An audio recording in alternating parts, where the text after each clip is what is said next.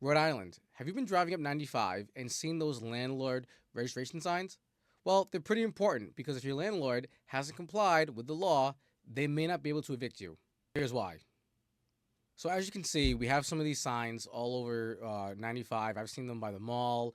I've seen them in Warwick. Basically, what happened was back in 2024, October of last year, a law went into effect requiring that all landlords in Rhode Island register with the Department of Health. And in doing so, they have to give the name of the landlord or business that owns the property, an active address, email address, phone number. But there's one part of the law that everyone should know, which is that if a landlord is renting out a property built before 1978, they need to have produced proof to the Department of Health and this registry that the property has been inspected for lead contamination or lead paint, lead hazards.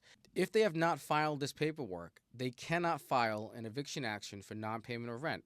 So this is pretty tough. If you're a landlord and you have not complied with this law, you should do so immediately, because if you go to court without this registration done and proof that the property has been lead inspected, and again, for properties built before 1978, you cannot maintain that action. The case will be dismissed. So if you know anybody who's a landlord, tell them to get on the ball, make sure that they've registered. If you live at a property before 1978 and your landlord's trying to evict you, you may want to look at this registry and see if your landlord is in compliance. The law is the law. It doesn't matter.